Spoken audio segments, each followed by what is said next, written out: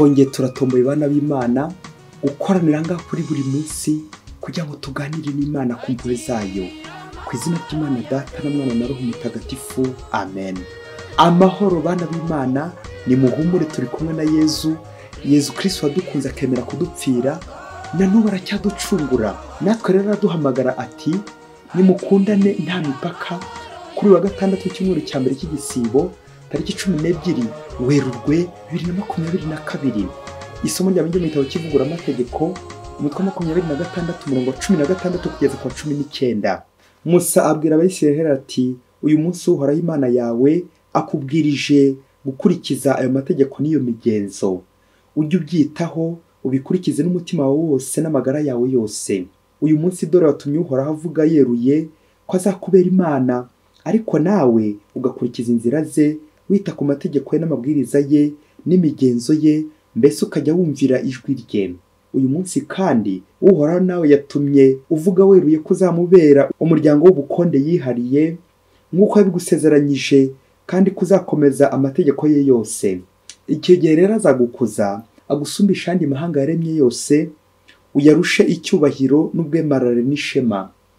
Bityo ubere uhoraho Imana yawe umuryango mutagatifu, nk'uko yabigusezeranyije. Iryo ni ijambo ry'Imana. Zaburi 119. Uhoraho, hahirwa umuntu ukurikiza amategeko yawe. Hahirwa abadakemwa mu mibereho yabo, bagakurikiza amategeko y'Uhoraho. Hahirwa bumvira ibyemezo bye, bakamushakashaka babikuye ku mutima. Niwe witangarije amabwiriza, ugira ngo bayakurikize ubutayahuga. Icyampa ngo inzira zanjye zihame, kugira ngo nkurikize ugushaka kwawe. Ndagushimagiza n'umutima uboneye, maze kumenya amateka atunganye uciye. Ugushaka kwawe ndagukurikiza, ntuzantererana bibaho. Uhoraho, hahirwa umuntu ukurikiza amategeko yawe. Nyagasani Yesu nabane namwe. Amagambo mu Ivanjili ntagatifu uko yanditswe na Matayo, umutwe wa 5 umurongo wa 43 kugeza ku 48. Muri icyo gihe abigishwa bari bateraniye iruhande rwa Yezu ku musozi, maze arababwira ati, mwumvise ko byavuzwe ngo uzakunde mugenzi wawe, wanjye umwanzi wawe. Njyeweho ndababwira ngo nimukunde ababanga, musabire ababatoteza, bityo muzaba abana ba So uri mu ijuru. We uvusha izuba rye ku babi no ku beza, kandi akavubira imvura abatunganye n'abadatunganye. Nimwikundira gusa ababakunda, muzahemberwa iki? Ese abasoresha bo siko babigenza? Maze se nimuramutsa gusa abo muva indimwe, muzamurushije iki abandi? Ese abatazi Imana bo siko babigenza? Mwebweho rero muzabe intungane, kuko So mu ijuru ari intungane. Iyo ni Ivanjili ntagatifu. Mwebweho rero muzabe intungane, kuko So mu ijuru ari intungane. Amen, amen. Urakoze Yezu kumbwiriza neza.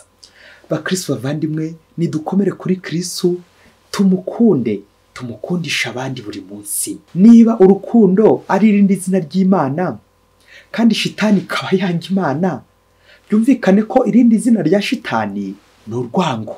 Noneho abantu bakundana ni abana b'Imana, naho badakundana byumvikane bangana, bakaba abana ba shitani. Muvyeyi, ese ukurikijeho urukundo rwawe rugeze, uri umwana w'Imana cyangwa uri umwana wa shitani ugendeye ku bikorwa byawe? Umuhanga ati, uzitondere kubwira umuntu ngo ndagukunda. Ngo umuntu nakubwira ngo aragukunda, ukamubaza impamvu agukunda, akaba yashobora kuyikubwira akayibona, uzandikeho danger de mort, aho ngaho yegereye wapfa. Kuko niba agukunda akafite n'impamvu agukunda, nuko nta rukundo ruraho. Impamvu ukunda mugenzi wawe niba uyifite, nta rukundo ruraho. Kuko urukundo nyarwo rutagira impamvu, rutagira imipaka. None se niba umuntu agukunda ko wamuhaye akazi, kubera faveur umuha, kumuha amafaranga, kumuha ibintu, umunsi ibyo bintu byagushiranye, umunsi wakennye, wagize ngo wa muntu ntazakwanga, wasanga azaguciraho. None se mugabo mugore, niba ushakanye n'umuntu kubera ibintu, kubera inyungu mucunzeho, ibintu by'iwabo, wenda imitungo y'iwabo, iyo mitungo iramutse ishize wakomeza ukamukunda. None se mukobwa nawe umusore, niba ukunda umuntu kubera ko ari inzobe, wenda wasanga yaritukuje, wagize se ngo umunsi yabuze ayo mavuta ya mukorogo, wagize ngo urukara neza uzasubira nuko rwahoze. None se uzakomeza kumukunde? Niyo mubana ari umugabo n'umugore, uzamwirukana ngo nuko yabaye rukara? rahira ko yaje uteme sheri itazahinduka ndagutema sha. Amasomo y'uyu munsi aragaruka ku ngingo abenshi dutinya, urukundo rwabo tudahuje, mu ngingo ugira iti haranira urukundo rutagira umupaka. Gukunda ntarobanura abantu bose, ngakunda ntaronda abantu bose, kuko abo bose bari mu ishusho y'Imana. Deus caritas est, Dieu est amour. Imana ni urukundo. Urukundo ni irindi zina ry'Imana. Ngiyo l'amour sans condition, l'amour sans limite, l'amour désintéressé.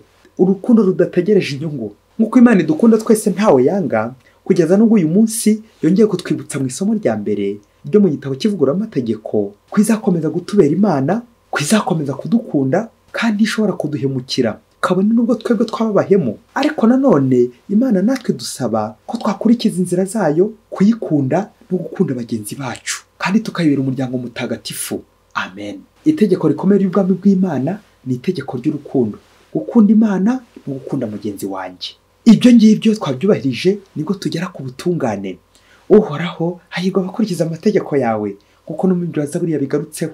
Naho ivanjiri y'uyu munsi nayo iraza yuzuza aya masomo tumaze kwakira. Yesu ati muzabe intungane kuko so wo mu ijuru ari intungane. Amen, amen. Nguyu mutwe w'ivanjiri n'uyu murongo buri mukristo wese yagombye gufata mu mutwe. Matayo 5:48. Uzabe intungane ugendeye ku Mana. Ariko umuhanga ati mbwira uwo mugendana ndakubwira uwo uri we. Niba ugendera mu kigare cy'abasinzi wagize ngo wowe ntihazacura kabiri, ukaba utangiye kwandika 8, warahereye mu gusoma 5, ukaba umusinzi nawe. Ikigare kirakurema. Iyo nanone wakurikiye abantu beza, nabo baraguhindura ukagendera nyine mu nzira nziza. La mauvaise compagnie.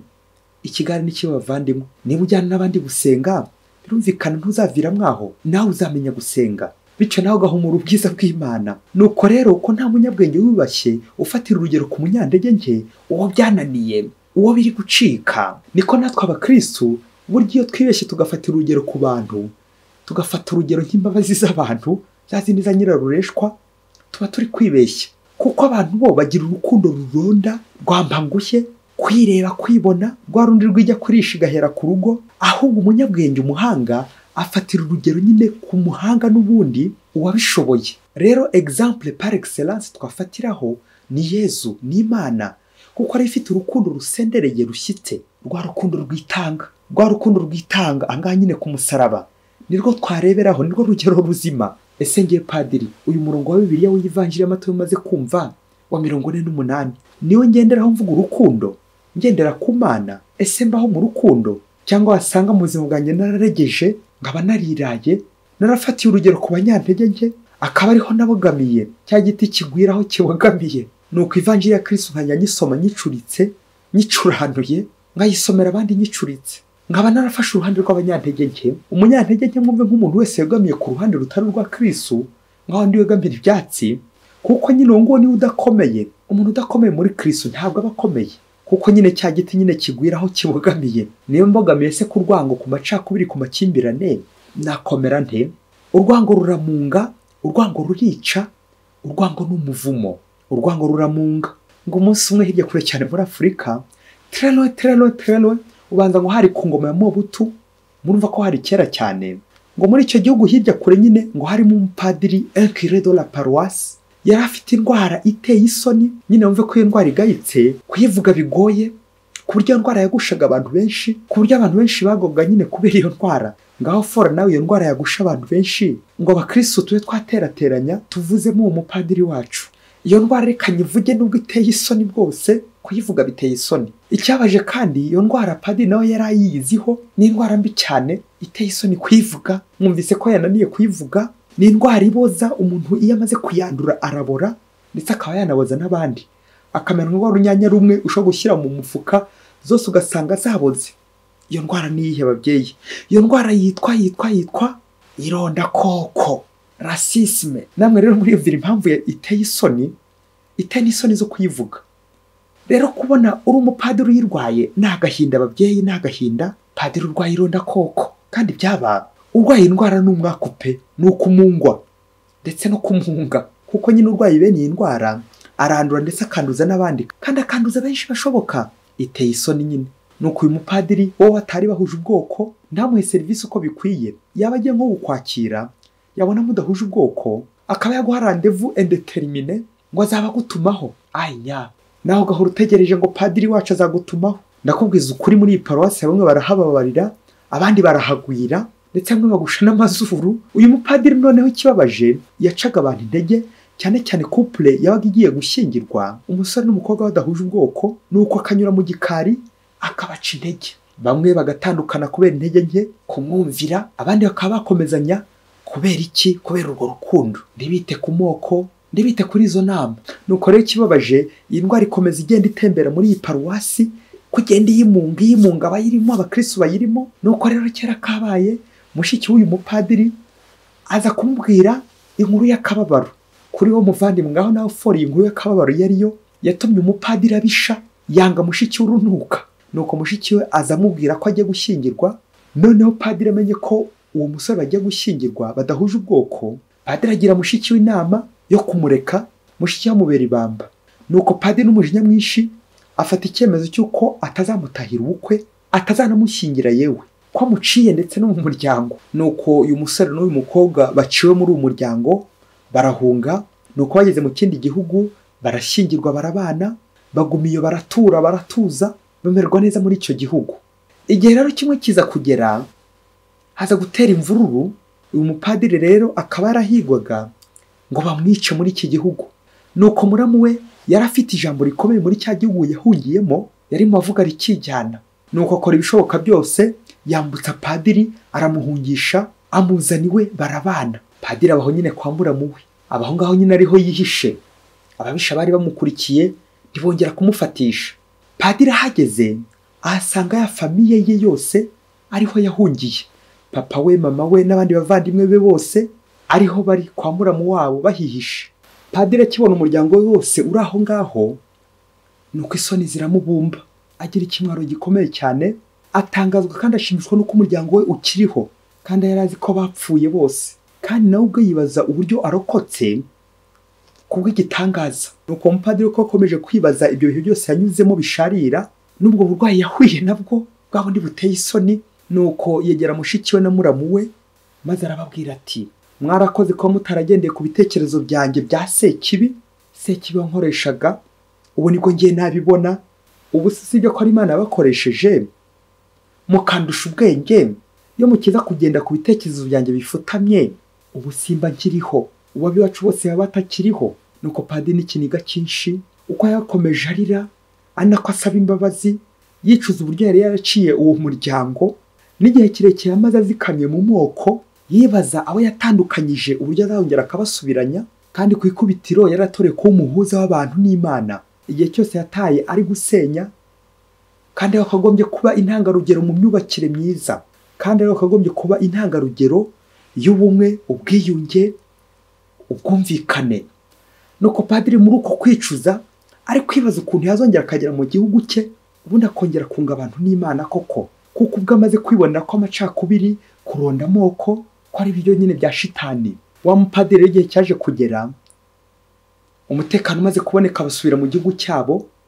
Ni koko noneho aba umuntu mwiza, ajya akora umurimo we noneho wo kunga abantu n'Imana, atari ku bw'itegeko gusa, kuko umupadiri ari umuhuza w'Imana n'abantu, ahubwo noneho abikora bimuri mu maraso neza neza, kuko noneho yamaze kwibonera experience. Ubu ngubu n'umupadiri w'intangarugero, ubu n'umupadiri mwiza. Kubera iki? Yakize ya ndwara nyine yamuteraga isoni mu bandi. Padiri nta mupadiri wo kuba fils de Satan vraiment. Ngurira ifoto y'umupadiri uronda amoko, extremiste, raciste, mbega ukuntu yaririshye.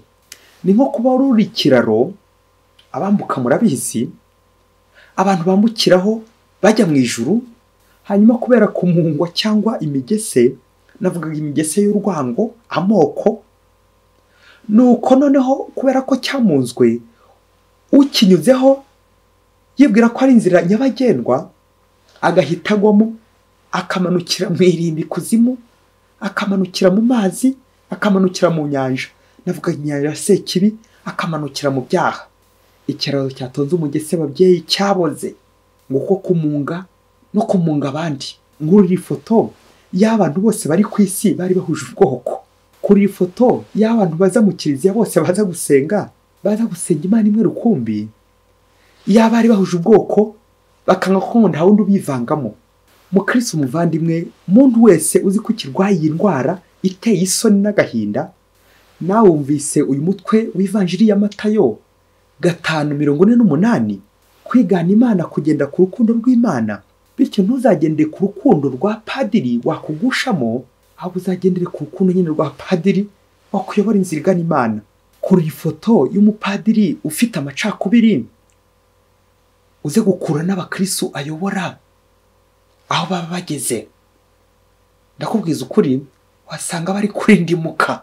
Padiri, garuka mu mwanya wawe. Urukundo nta bara rugira, urukundo nta bwoko rugira, urukundo nta mwanzi rugira, gukunda abanzi bacu. Ibaze nawe Imana rukundo ikiza gutonesha ubwoko bumwe abandi bakaba bari kubuyera. Iby'amoko, ivangura, amacakubiri, izo ni nosyo z'abana ba nyakibi. Nawe rero mukristo niba ukiriyo vayo, nta mahoro y'umunyabyaha. Ubundi ukire ukize n'abandi, ukomeze ubikiraro gahuza miryango, rukundo, mahoro. Yezu umwana w'Imana nyirimpuhwe, aho nabogamiye ku ruhande rw'ikibi harahagije, aho nabogamiye ku rwango, ku moko harahagije. Yezu igihe nataye mu macakubiri kirahagije. Uyu munsi nemeje kukugarukira ngo ukunde Yezu mwiza buri munsi, kandi nkunda abantu ntavangura, kuko nawe unkunda utavangura. Yezu mwiza unkomeze buri munsi. Amen. Mwese Imana ibaho umugisha. Imana Data na Mwana na Roho Mutagatifu. Amen. Padiri Musumbuko Ladislas wa Diyosezi ya Cyangugu.